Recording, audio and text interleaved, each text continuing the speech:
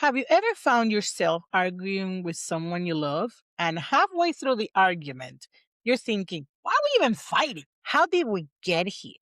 Today, we're diving into the emotional root of conflict, not the surface level stuff, but the real wounds underneath that keep showing up in our relationships. hmm And the truth is, conflict isn't the enemy. It's the unhealed part of us that collide when we're not feeling emotionally safe.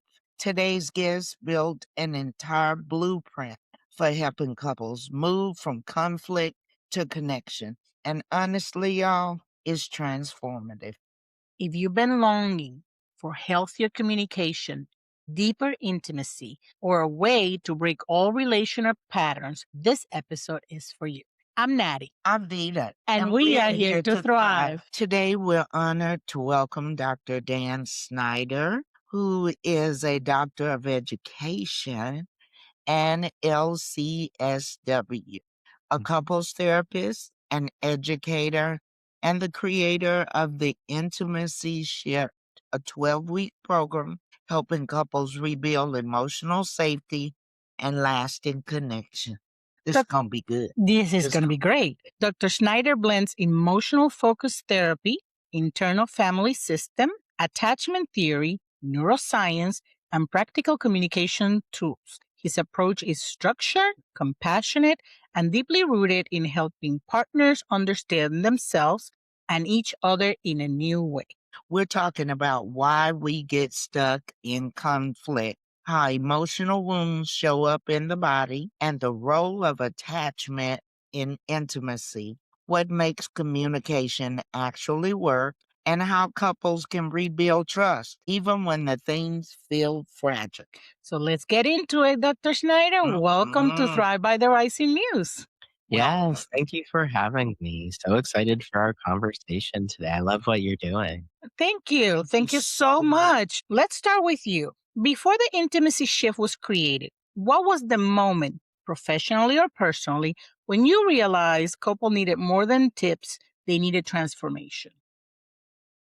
Yeah, so I've been a licensed social worker for more than 10 years and have worked with every population of people. I've worked with kids, with families, individuals, and I started to specialize working with couples when I got into my marriage, started having kids, and growing my family.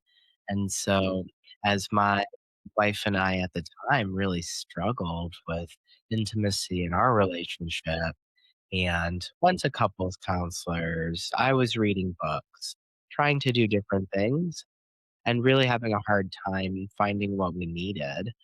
So that was really the spark for me to get more training and working with couples, learning more about relationships. And I've been following that ever since. And I still love doing couples counseling. I have a private practice that's all online where I see people. But I created this program, the Intimacy Shift, which people can learn more about at intimacyshift.com, because I really wanted to help people in a short amount of time set goals and objectives, practice exactly what they needed to do in order to have the kind of intimacy that they were wanting and needed. There is nothing more encouraging and passion driven that when we are experiencing something that will push us to push forward if we want the answer for us and then share it with others. So I totally Definitely. understand. Doctor, your background is interdisciplinary. Okay. You must have the patience of God. Psychology, social work, and education. How do those three worlds come together in the work that you do today? Hmm. Well, so I will say it is much easier for me to have patience for an hour at a time working with a person where we have a set goal, a thing that we're working on. In my everyday life, patience is something that I have to work very hard on. So, Mhm. so kind of like we were just saying, when we have an issue ourselves, Mhm. and we want to work on it, and then share it with others. Uh, because yeah, a lot of times in relationships, I have found myself being impatient, and so it's a big part of my personal work and my journey to really slow myself down and to have the calm energy and patience for my children, for my partner. And so, yeah, in the work that I do, like you said, I have a few different degrees. I went to school for a long time because I really wanted to figure these things out. What would work? I always crave to have a close partnership, an intimate partner, romantic relationship. I wanted to have the kind of relationship that I did not see growing up in my Mhm. household, right? I didn't have that role model. And I wanted to learn how to do it. And because I'm an imperfect human being, Mhm. just like all of us, right? Mhm. I had a lot of ups and downs in relationships. Like I mentioned before, I started specializing working with couples when I was married. I'm now divorced, I'm now in a new relationship where I'm using all of the things that I've learned along the way. And it's a healthier, very different version of relationship than the one I was in before. And I bring all of the things that I've learned along the way into my work.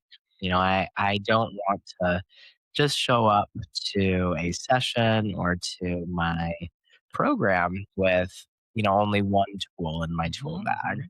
So it was a focus for me of I want all of the different tools for any situation, a life experience, so that I can really help whoever is sitting in front of me.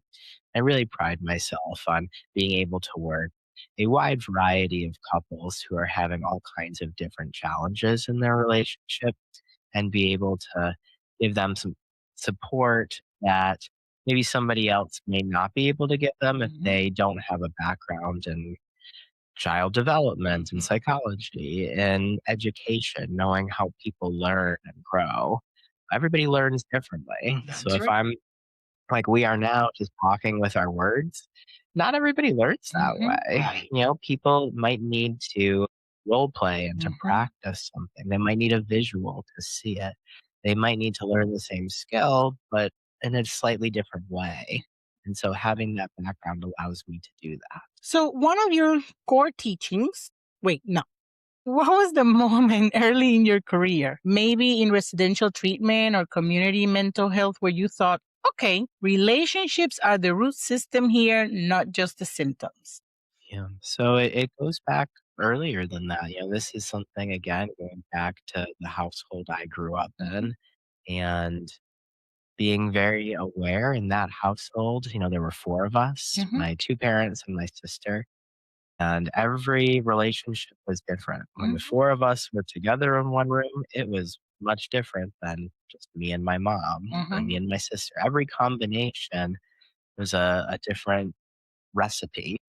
So, because I grew up in that environment where things were unpredictable and I didn't know if my dad was going to come home angry or if Mhm. he was going to come home cold and distant, I became a keen observer of the people around me. Mhm. So, relationships have always really been at the forefront of my mind. Am I safe in this classroom? Am I safe with this person? What's the mood of the room? And I know from talking to many people along the way that everybody has that a little Mhm. bit. Some have it a little bit more than Mhm. others, but everybody is searching for connection, is trying to see if they fit in, is wanting to know how people are thinking about them. Those relationships are what make us people. Mhm. Absolutely.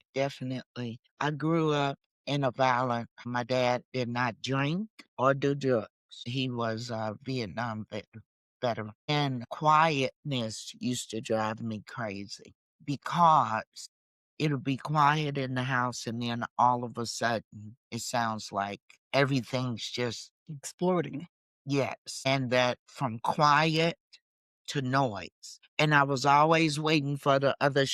Mhm.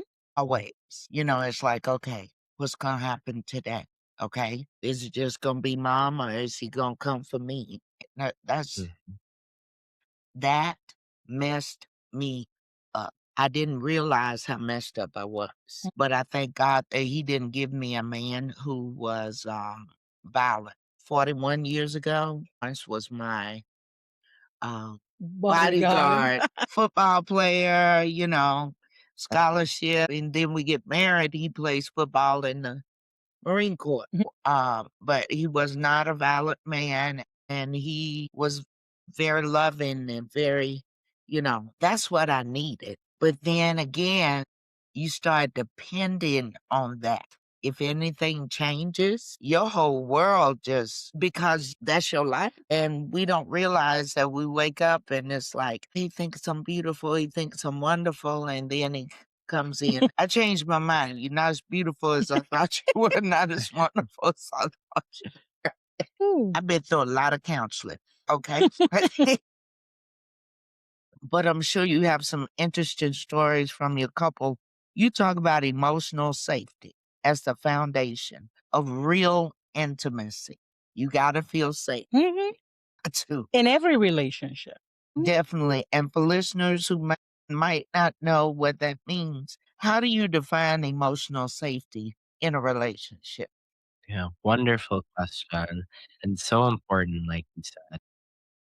Emotional safety runs from, does my partner show up when they say they're going to show up? Mhm. Right? So everything like those simple every day, like are they on time?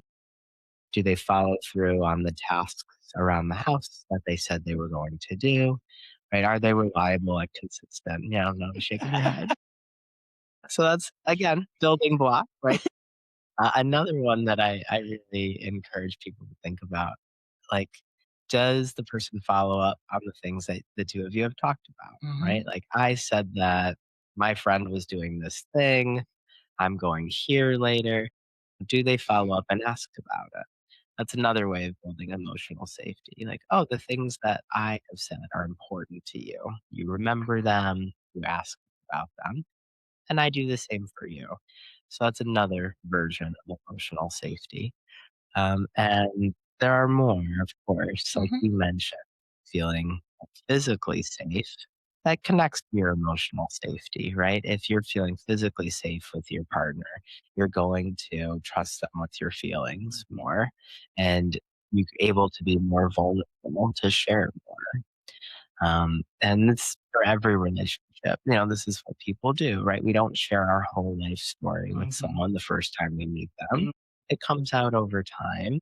And a lot of the reason for that is we're checking to see, like, is this story safe with the other person? Mhm. Are they going to tease me about it? Are Mhm. they going to laugh at me? And the more that I share and the more that is received in that safe way, the more I'm going to share, the more Mhm. emotionally safe I will be with that person. Mhm. If we're thinking I need to make sure that I am in a relationship with somebody who's safe. But on the other end, how can I make sure that I'm a safe person for my partner? Yeah. Yeah. So the same things, right? Like a, Mhm. a relationship is very much a two-way Mhm. street, right? So if I'm asking my partner to do things, but I'm not willing Mhm. to do that for them, uh, that's not going to work well in the Right. long run. They're going to notice that, call you out on it, and that's Mhm. not fair. Like, Mhm. hey, wait a minute. I've shared all of these things with you. I want to know things about you. I want to hear about your story. And if you're not willing to do that, it is going to cause some challenge and some Mhm. friction there, right? And it is this dance of both people opening over time. So, one of your teachings is about hurt spots, those emotional wounds that get triggered through conflict. And some of that, like you were sharing, is part of our upbringing or situations that we've had prior to that relationship or at some point within the relationship. Can you break down what a hurt spot is and what it looks like when it shows up in an argument? Yeah. So this comes from emotionally focused therapy, Mhm. which if anybody listening hasn't heard about, it's Dr. Sue Johnson's work. She has a fantastic book called Hold Me Tight, which Mm. I recommend for all the couples that I work. And the idea here is if we picture a physical injury, like let's say I have a broken wrist, and my partner has dislocated shoulder. If we go to hug each other, we're trying to connect. We want to hug, but ouch, right? Mhm. You hit my wrist. Ouch, you hit my shoulder. And so the same thing happens with our emotional hurt spots too. We want to get close to each other. And the closer we get, the more our hurt spots get Mhm. poked or bumped. um, Often it's unintentional, right? I work with a lot of couples that are having physical intimacy Mhm. challenges, so some version of their physical relationship or their sex is not working the way that Mhm. they want it to. Something has changed or shifted over time, and they want that. Again, in relationships, we always want to connect with our partner, Mhm. but when we get close, we have these spots that get bumped on, and then we get upset, and that's when we say something that we can't take back or that is shaming the other person. And we end up in this downward spiral where, like, well, now I don't want to try to connect with you in that same way because the last time I got hurt. And we end up moving farther and farther apart. So, what Dr. Johnson teaches and emotionally focused therapy really practices is how can we be vulnerable about our need for connection? How can we talk about those hurt spots before they get pushed on so that we can avoid that cycle of hurt and shame? So it's easier said than done. Mhm. But I want to validate for all the people out there, like it's not just you. This Mhm. happens to me. This happens to everybody. Dr. Dan, why is it that couples always fight about the wrong thing? Okay. It'll show up as dishes. Mhm. Your tone, I don't like the way you talk to me. We were talking about that the other day. We were doing an episode about not fighting fair. And we were talking about the example that we used was you found the shoes in the middle of the hallway and you start fighting about the shoes. And then all of a sudden, and you forgot my birthday. It's like, wait a minute. How did we get to the shoes to the Yeah. birthday? Yeah, because I got upset about one flower for Mother's Day Yeah. and a card, and it turned into You canceled you Christmas for me. canceled my favorite holiday when I was a child. And that was, he was like, wait a minute, wait. So it's not the flower? No, It is and it isn't. Right. the flower triggered what I had been holding in this pressure cooker. And when I took the top off, it just exploded into, you took my favorite holiday away from me. It's like, what? But yeah, it can start off as the dishes, or I don't like the way you talk to me. But that's really not the issue. It's Mhm. much deeper than that. Can you talk about that? How much time do we have? Yeah, no, I would love to talk. We could turn this into a Yeah. two-parter Yeah. easily, okay? Yeah. So it's the right question because you, like me, have been in that exact conversation more than once. Mhm. And part of what's happening is we let things build. Whatever was underneath the dishes or the flour or the shoe had probably been there for too long. And we didn't bring it up, or we weren't sure exactly what was going on inside of us. And it built and built. And that was the moment that it all came tumbling out, right? Like the straw that broke that Yeah. way that I teach couples to work around that is to have more frequent conversations about the things going on in their relationship and in their household. So most couples will say, yeah, but Dan, when we talk to each other, we argue. So if we talk more often, we're going to argue more often. What are you doing to us? So we want to have more times to talk, but we also need to learn and practice different ways of communicating. So that shoe on the floor example, right? Usually what happens is that shoes on the floor and the next words out of the person's mouth are, you always leave your shoes on the floor. You never pick up your shoes. And just from that first statement, it's not going to go well. We're not going to Mhm. have a great conversation because I Mhm. started off by saying you. So I'm blaming, I'm criticizing the other person. And I said, you always or you never do something. And the other person's going to say, well, I don't always do it. Remember yesterday I put my I shoes picked away. them And up one now we're in time. an argument. Right. Yeah, exactly. Let Happened me one time. circle down on the couch. There you go. Right? Connection. So, what I want couples to do is to have more frequent conversations, but also to practice skills like using I language, something more like, you know, at the end of the day, I am so tired. I've been working all day. It makes me feel so safe when the house is picked up and things are put away. It puts me in a good mood, and I'm going to be so pleasant to be around. That's a different setup for like, "Oh, damn, okay, well, I'm gonna pick up my shoes." So different setup. Mhm. Um, really hard to talk about those deeper issues. It's a little bit easier to talk about the shoes than it is to say, I am feeling really under a lot of stress for all of these different reasons, and I don't like to need help. I don't like to ask for help, but right now, I really do need some more help picking up stuff around the house. I don't like to ask for that help, but I really need it right now. Mhm. Whatever the reason is, that's harder to be vulnerable and to say than like, why don't you pick up your shoes? Come on. You know, it's a different kind of conversation. Yeah.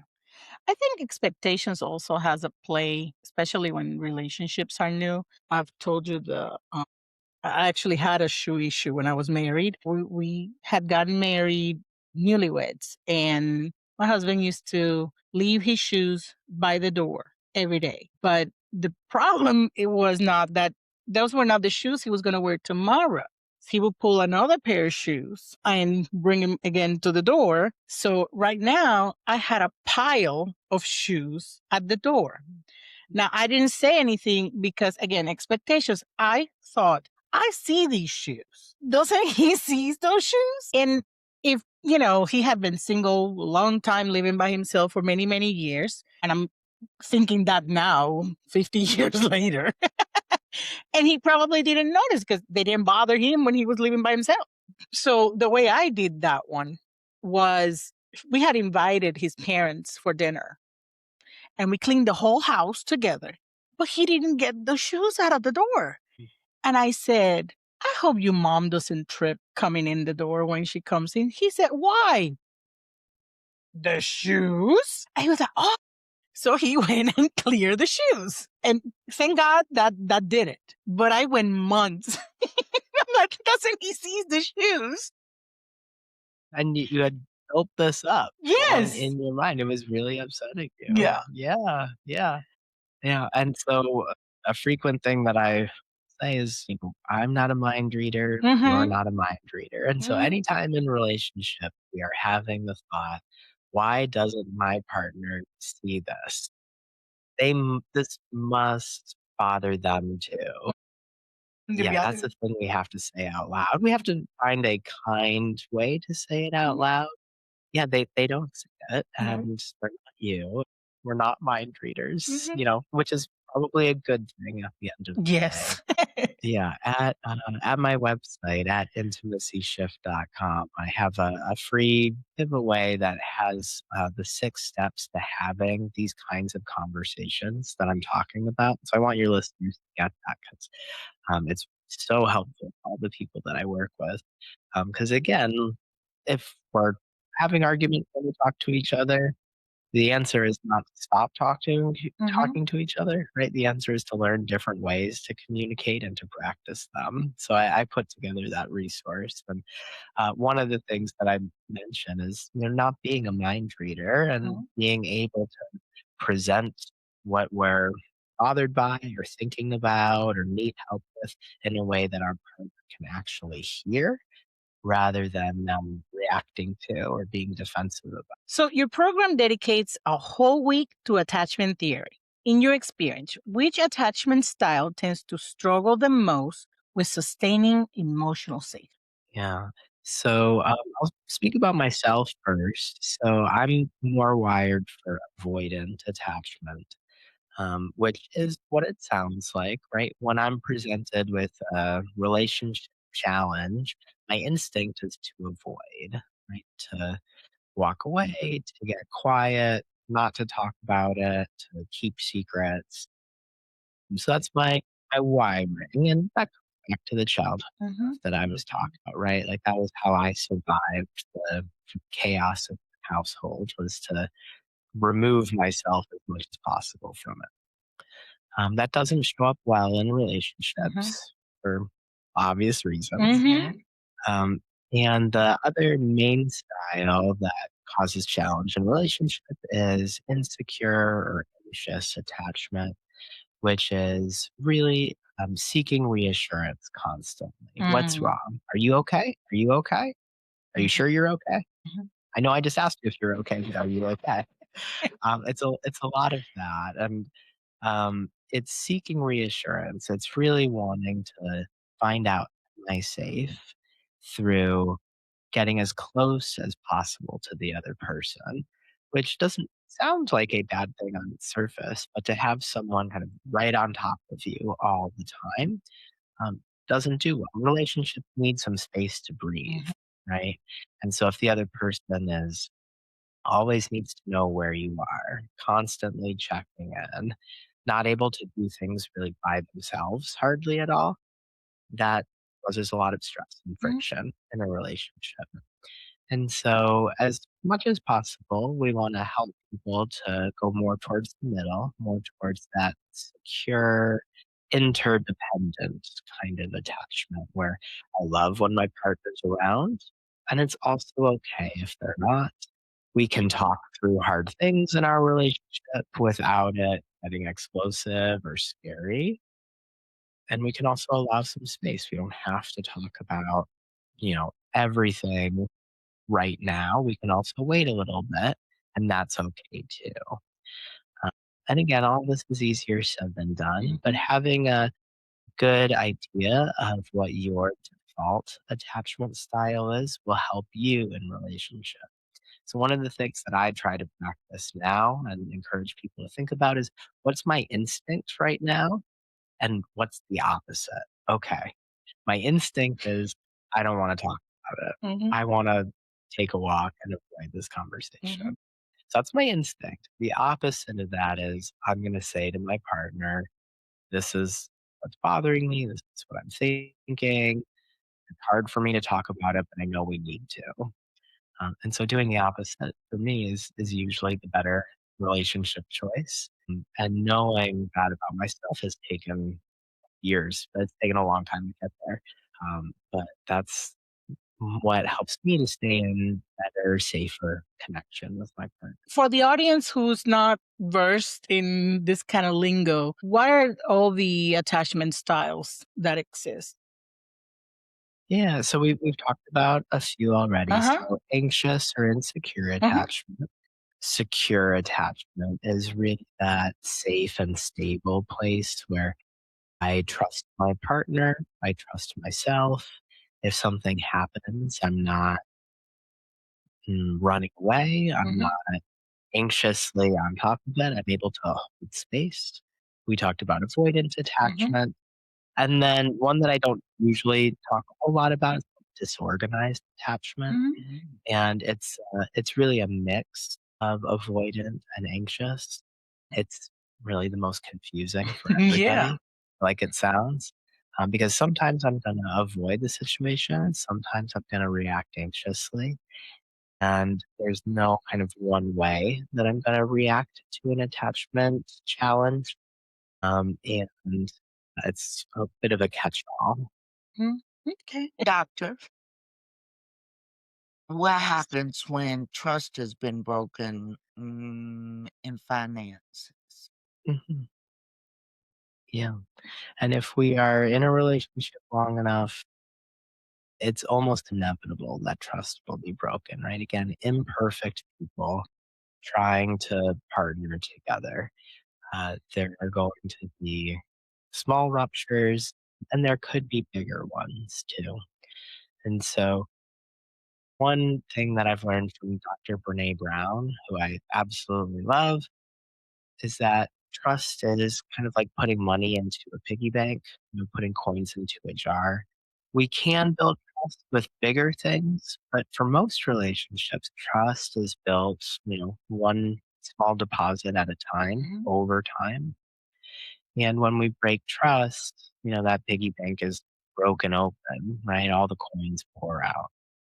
And so if it's a smaller, issue with finances, like, oh, you spent, a couple $100, I didn't know about it, and that's stressful, right? That's broken trust versus, oh, you hid from me for 20 years and you had this separate account, had this whole other financial life that I didn't know about. That's a bigger rupture, right? Because longer amount of time, bigger amounts of money, but um, at a basic level, when trust is broken, the first thing we have to do is stop the bleeding, right? So whatever behavior was happening has to stop. And we have to show that we stopped that behavior. Because otherwise, I'm not changing my behavior. You're going to be hurt. We can't repair trust. It's still happening. So that's number one. Number two is really, and this goes into like how we apologize, how we make it right with another person. It's not just saying sorry, right? Just I'm sorry. It has to really be the other person understanding exactly what they did, how it hurt the other person, taking responsibility for it, and then saying, like, how can I get right? What can I do differently going forward? And the hurt person really gets to decide, what is going to happen differently going forward. They might need more reassurance. They might need, I need to see all of the accounts to have access to all the passwords, and I'm going to check these regularly for a while to make sure. And in the short term, that makes sense. They were hurt. They were really caught off guard by this. And so they need some extra layers of security and safety. But those are the first couple steps, stopping the behavior and then that full making it right, which includes understanding the other person's feelings, taking accountability, and then making a plan for how to change that behavior going forward. Okay, thank you. And for couples listening right now, what are some early signs that their attachment patterns are operating in the background and maybe sabotaging the moon? Yeah, so I'm a big fan of personal reflections, and it can be as simple as, once a day, just pausing to take a couple deep breaths, checking in with how am I feeling today? What's going well? Not going well? What's on my mind? Um, and people don't stop to do that as often as would be helpful to them. We kind of, especially nowadays, everyone is so busy, myself included. We can fill the space in our day with something all day. But if we don't stop to really check in with ourselves, then things sneak up on us. All of a sudden, we're caught in a conflict with our partner and we don't know how we got there. We didn't want for it to happen. We didn't plan for it. And now we're stuck in the middle of it. So I do encourage people to have a personal practice. It could be taking a 5-minute walk around the block in the morning, not with headphones on, not talking to someone on the phone, really just 5 minutes just with your thoughts. It could be journaling. There's so much amazing research about the power of writing down our thoughts and feelings and how helpful that is for our brains, what kind of ideas we come up with. But having some time just with yourself to really check in. Am I holding on to something? Am I frustrated or upset about something? And then I have an opportunity to process it a little bit and I can make a plan for how I want to address or talk about that with my partner. Because again, if I don't do that, I'm gonna say something sarcastic or passive aggressive, and I'm gonna tee off a big fight with them, and it's not gonna make things better. Real big fans of journaling here, so I totally hear you. So, one of the things that we've been talking about is attachment styles start as we're growing up, in our original family. And then we grow, we go into a relationship, and we realize that that might not be the healthiest way to behave. However, these are behaviors that are ingrained in us and not going to change overnight. How someone goes about doing those steps while trying to maintain a healthier relationship and not lose the relationship because of their bad habits. Mm. Yeah. So I love doing daily connection exercises. I Mm, think about the transition moments in the day. For many couples, that's either when conflict starts or mm, stops, right? Like when we leave in the morning, right? Usually things are pretty chaotic at my house in the morning. They're trying to get to school, people are getting ready for work. It's a chaotic time. It's hard to connect with your partner in that moment. But if we have daily practice of, okay, during that transition time in the morning, make sure to have a long hug with my partner, to tell them I care about them, and maybe to set up, I'm excited for later tonight, let's have some time together. That's a great way then to offset the rest of the 8 or 10 hours or however long during the day we're not going to see each other. Because if we don't have that moment in the morning, for a lot of people that are struggling with attachment issues from their past, that whole day they're thinking about, well, why didn't my partner give me a hug this morning? Are they mad at me? What did I do? Well, now, I'm mad at them. And we're spinning in my head all day. And then when we get together in the evening, all of a sudden we see shoes were left out in the hallway and boom, right? We're off. So it's important in those transition moments in the morning and then at the end of the day when we come back together, just to pause for a moment. Doesn't have to be long, but just to reconnect with each other and remember, like, okay, I care about this person. They care about me. That's why we are right. together. They are not likely in a healthy relationship. Mhm, They're not intentional doing things upset me or because they don't care about me. right. So, what do I need to do to give them the benefit of that doubt or to express, like, a need that I have?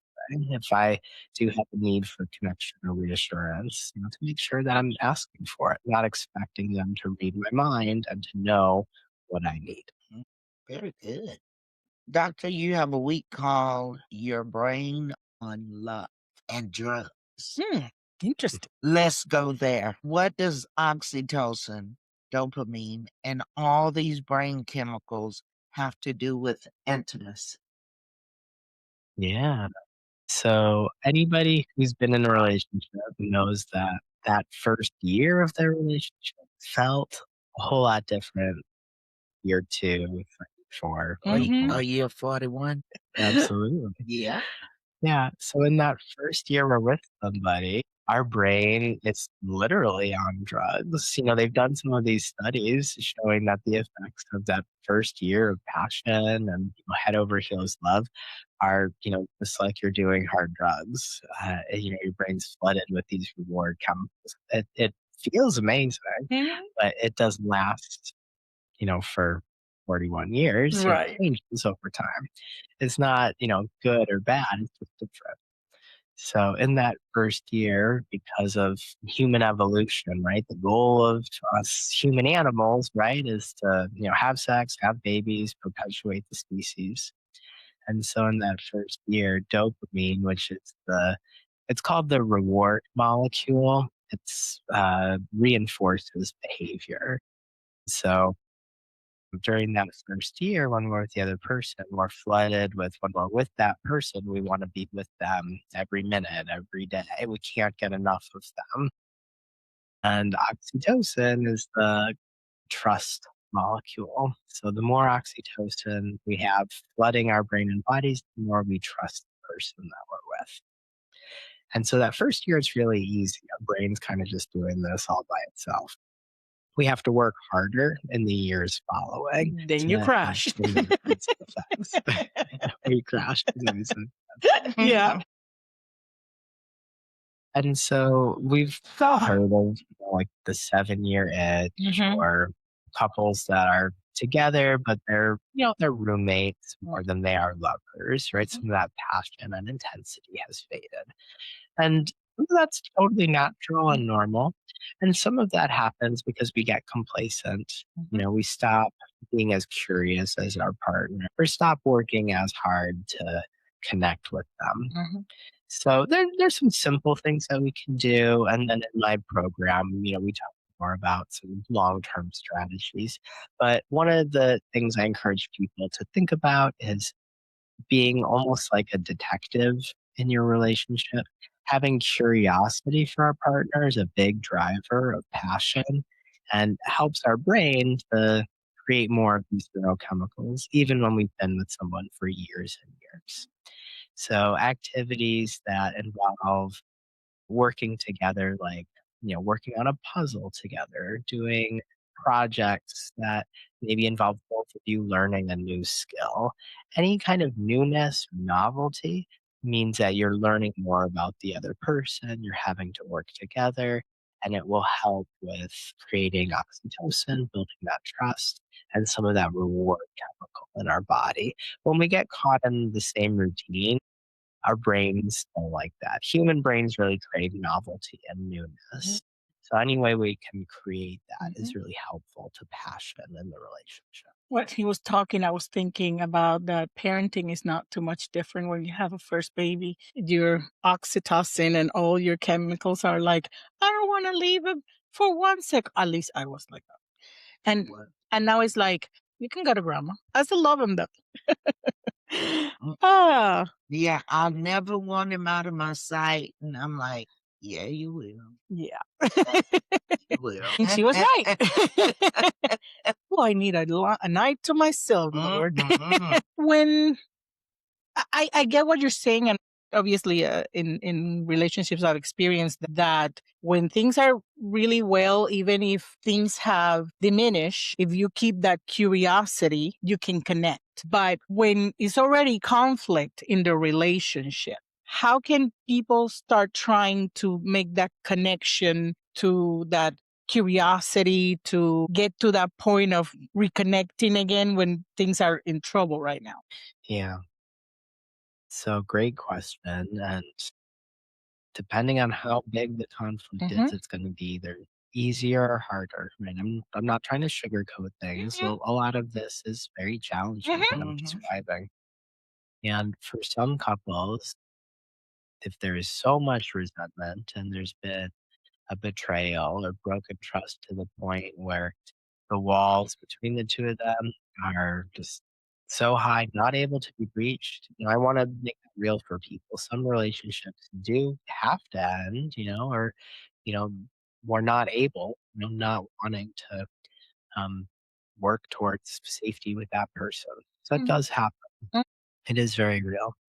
At a base level, right? If both people want for that to change and want to work on it, that has to be present. It can't be one person wants to work on things and the other person doesn't.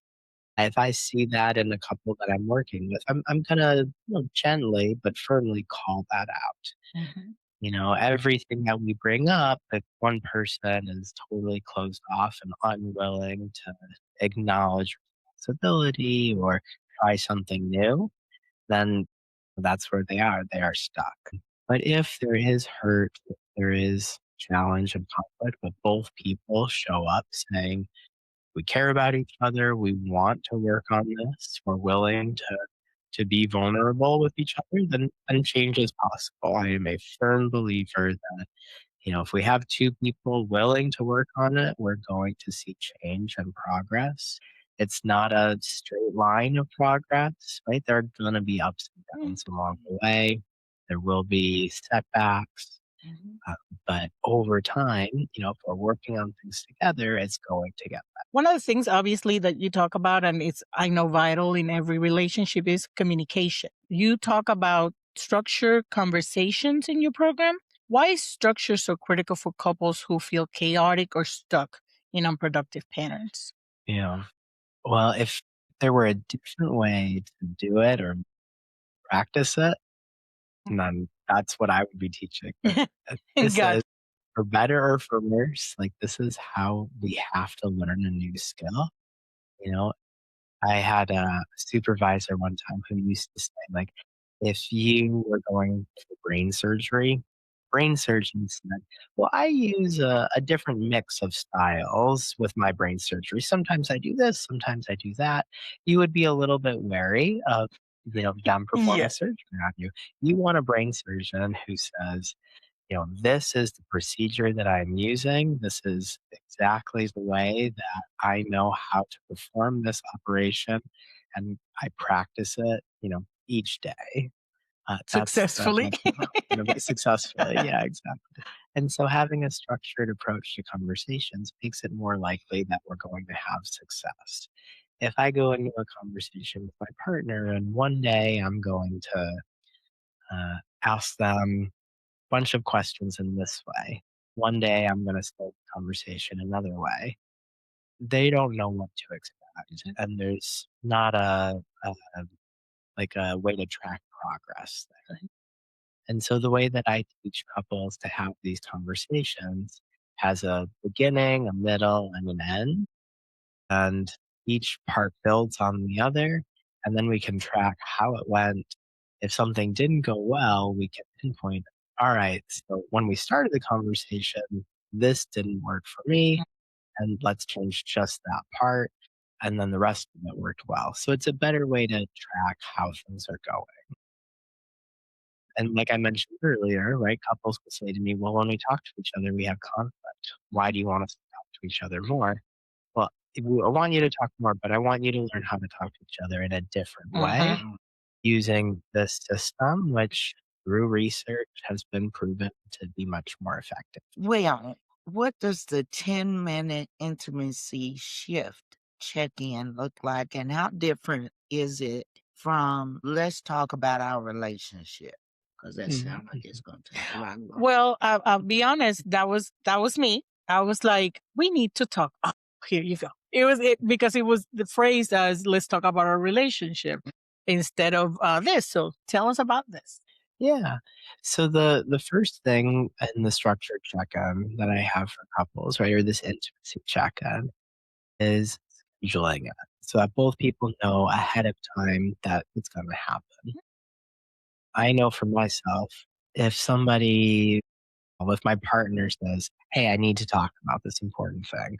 Sometimes it could go well. I'm in the right headspace. It's fine. But sometimes I'm, tired, hungry, stressed. I'm in the middle of a project. That conversation's not going to go well because I didn't know it was coming and I'm distracted by something else. So the first thing I want couples to do is to have time set aside so that both people can show up in their best possible state. And they are a little bit prepared ahead of time. All right, at 2 o'clock on Sunday, we're going to sit down and talk about our relationship. I can prepare and show up well for that. The second part of the check in is a short grounding exercise. It's something like, oh, we'll put on some soft music while we're talking, or let's turn out the lights real quick, or let's have the snack ready. Let's sit down and take some deep breaths. But it's to make sure, all right, both people are calm, regulated, ready to have the conversation. Just those two steps make it so much more likely the conversation's going to go well than just something's bothering me. I'm going to bring it up with my partner at a time that's good for me, it might not be good for them. Mm. So that's the setup. And then during that 10-minute check in, I have a number of communication practices that, again, people can grab intimacyshift.com. I have all this laid out. But we mentioned earlier using sign language rather than you Mhm. language. So instead of you always do this thing, it's practicing I language. There's also a lot of listener practice about healthy listening behaviors. Mm. Am I looking at my phone while you're telling me how you feel? Everybody, I think, has had this experience. Their partner says, "Do you know what I just said? Were you listening?" And the other person can't repeat it back. They won't know what you just said. Hmm. So there's really solid listening behaviors that we need to practice and get better at. And then from there, we can, resolve whatever the issue is. And we want to have some kind of closing ritual at the end too. So making sure, like, oh, we had this successful intimacy check in. Let's lock it in. Let's make sure we have a hug or a kiss or take a walk together, do some kind of activity as a closing ritual. So that's short and sweet, but yeah, Hmm. there's a lot in there of having a successful check in. One of the things that you said rings to my next topic is the fact that sometimes when if the other partner is not, it's a good time for me, but it might not be for the other person to have the conversation. The other person can come to the conversation defensive because they're like, okay, like I said, what now? And that can just kill the conversation. What is one phrase or shift that can help move from defensive to genuine dialogue aside from the scheduling part? Yeah, aside from the scheduling part, something I have been it hasn't started annoying my kids yet. I'm sure it will before too long. That's usually when I know I've been saying something Uh too huh. often. But I say regularly, like, you didn't do anything bad or wrong, but I'm feeling upset about whatever it Hmm. is. And that happens with my partner too in my relationship. If for me, like I may be, like I said, impatient about something or sarcastic or kind of grumpy, my partner picks up on that and, did I do something wrong? Are you upset with me? They're checking it in. And my response lately more and more is, you didn't do anything bad or wrong. I'm feeling frustrated by whatever. I'm feeling upset that this happened. And it's a way of lowering that defensiveness because I'm allowed to have my feelings, right? Hmm. Everybody in the relationship, you're allowed to feel upset, frustrated about whatever it is, Hmm. but it's how we take it out on the other person that gets us into trouble. Hmm. If me being frustrated means that I snap at my partner or I do something that hurts their feelings, that crosses a line, Hmm. and that's not okay. So it's a way to use that tension of like, okay, I you could tell I was upset, some of it was coming out, but it's actually not about you, it's about me. Your intimacy menu caught our attention, especially because so many people confuse intimacy with sex. What's the difference? Yeah. So there's emotional intimacy and there's physical intimacy. And so we talked a bit earlier about emotional safety, right? Similar to emotional intimacy. Um, I am emotionally intimate with my partner in a different way than I am with friends or Hmm. family. My partner knows more about how I'm feeling, things that deep down I'm struggling with or happened in my past. There's an intimacy there where she knows things about me that others may not. Physical intimacy, similarly, like physical intimacy is something you share with your partner that you're not sharing with other people. It's something really precious to that relationship. And so people don't often think about sex in that kind of way, that Hmm. sex is this really kind of precious thing that we share together. But it truly is, and it's connected with our emotional intimacy. The more emotionally intimate we are with someone, the more physically intimate we're comfortable being, and the more intense that experience can be together. The more we trust someone and are open with them, the more free and connected we can be physically. So they work together, Hmm. but there is a difference, right? It is possible to be physically intimate with Hmm. someone, to have sex with someone, but not really to have that kind of close Right. emotional vulnerability or connection. Yeah. So when a couple has been emotional distant for a long time, how does the intimacy menu helps them rebuild connection without pressure? Mhm. Yeah, so I love this intimacy menu idea. I'm glad we're talking about it. So for many couples, Again, routine, Mhm, complacency. The way that we are intimate is kind of the same every mhm, time. We have these couple things that we do, and we know we like, rinse and repeat. The idea of the menu is, let's have a wider variety of things. Maybe there are things that you really like. There are things that I really like. And we can mix and match in different ways if we are more open about talking. And so on the menu, it's like at a restaurant, there might be appetizers, right?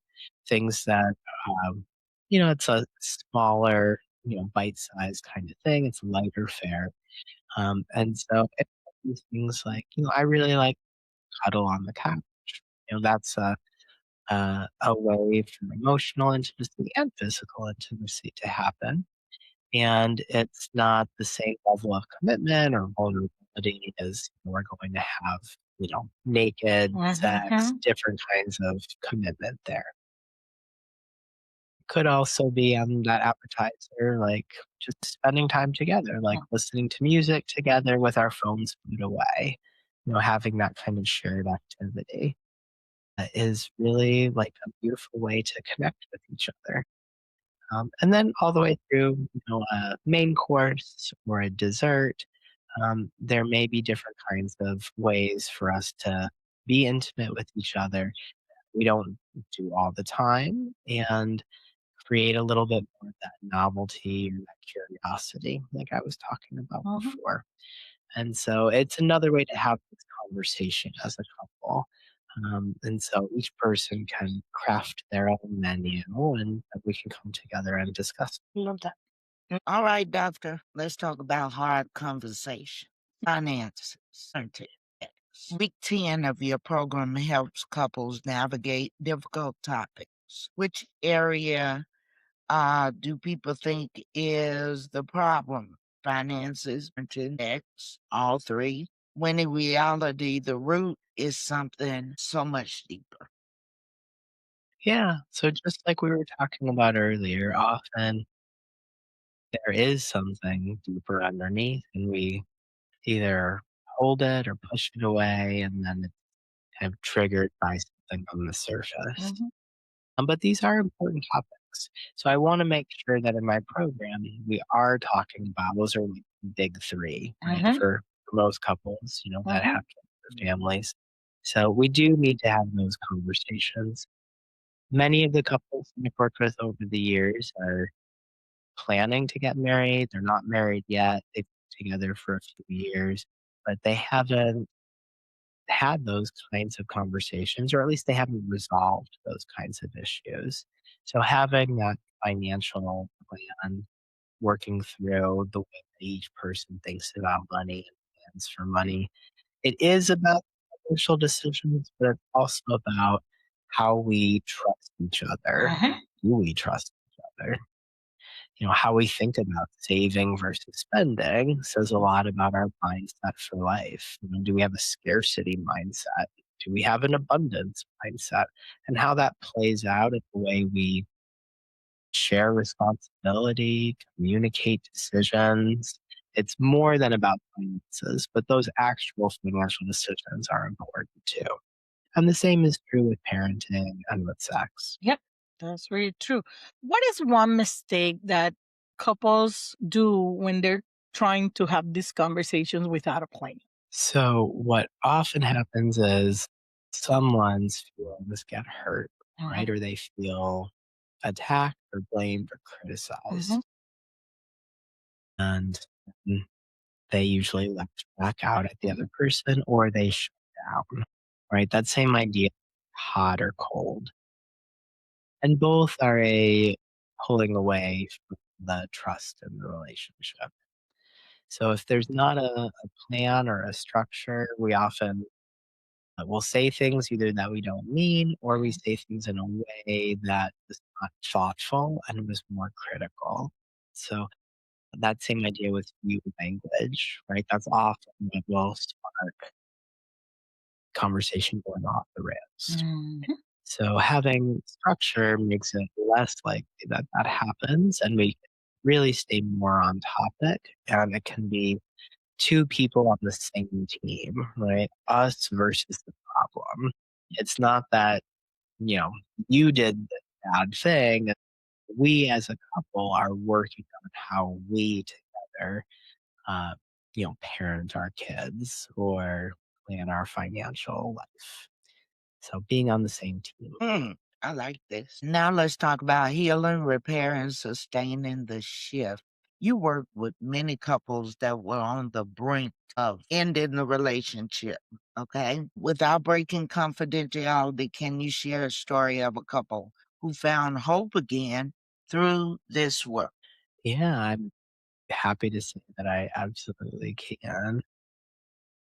So I have worked, like I said, with many couples that are having challenges, with physical intimacy in their relationship, and that can look a variety of different ways. One couple in particular that I was working with had not had sex, physically intimate, in more than a year before they started working with me.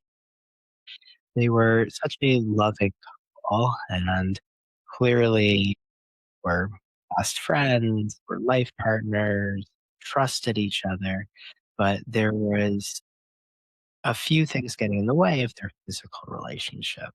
And a lot of it had to do with anxiety and worry. One person in particular was really struggling with their own confidence and how their sexual chemistry was being received by the other person. It was getting in the way initiating or really being able to participate, even if the other person was initiating sex. And so on the surface, right, it was an issue with their sexual life, not with anything else. But when we talked more and more, it really was about trust building between the two of them and feeling that, even if I'm not perfect or our sex isn't perfect, is that okay? And how can I kind of stumble through trying and you still loving me, you still accepting me? And so we did a few things to help them get to the point where things did feel safe and their sexual relationship was able to actually be much better than it had been before. And so one of the things that we did, because small steps over time lead to big change, Mhm. we started having them do what's called sensate focus activities, where they would do non sexual touch and practice communicating what felt good and what didn't. So, like taking the other person's hand, putting it on your arm or shoulder, and talking through what kinds of pressure feels good, what kinds of rubbing or touching feels good, and being able to communicate in words what feels good. And through that exercise and some others, we're able to build trust and communication to where they could have a safer and more rich sexual relationship. For listeners that may feel hopeless right now because they're in the middle of a turmoil, what will be the first step towards rebuilding emotional connection? Yeah. So sometimes one person knows that they're in emotional turmoil and they're disconnected, and the other person says things are fine. And so the first step is really getting on the same page Mhm. and being able to both people acknowledge, yeah, you know what, we do have a problem. It's not your fault, my fault. It's our problem. And, admitting that, like they say, is the first step. And then, they can look for support and for help. One way is through working with me and through this program that we've been talking about, but there are other ways too. And that first step is really just acknowledging, we have this issue. Dr. Schneider, this conversation has been great, very powerful. You've given us so many tools and so much information. We are so grateful that you've Yes. been with us in the show. Yes, sir. No, I thank you for truly having me. enjoyed it. Like I said at the beginning, love what you do. Thank Thank you. you. And we love what you're doing And as well. you notice his voice is So soothing. yes. I was thinking about that. I was thinking he should be doing ebooks to calm everybody down. Very soothing, very calming. We appreciate your passion and your knowledge. And thankful for all the relationships that you have helped to rebuild, to build, bring back together. We really appreciate it. We don't take it lightly. And welcome to the Thrive family. You are Yes. always welcome back if you have any projects. So know we are here. Fantastic. And Yeah, thank you thank for you being again. with us. Thank you so much, Doctor. Thank you so much for tuning into this episode of Thrive by the Rising Muse. If this conversation helped you, inspired you, or gave you something to reflect on, please share it with someone who needs it. And don't forget to follow us on social media. We are at The Rising Muse on all platforms. We are also on a mission to reach 1,000 subscribers on YouTube. Please go over there, hit that subscribe button, and help us continue to grow this community. And before we go, we want to remind you that if you're experiencing a mental health crisis, please dial 988. If a loved one is experiencing a mental health crisis, dial 911 or take them to the nearest emergency room. And if you believe that you are in a domestic violence relationship, need to talk, or need some assistance, please call 800-799-233, text 887-888. But please make sure you're in a safe place when you make this outreach. We love you, we see you, and we'll talk to you the next time on Thrive by the Rising Muse. And Don't forget to thrive. have a blessed day. Bye bye.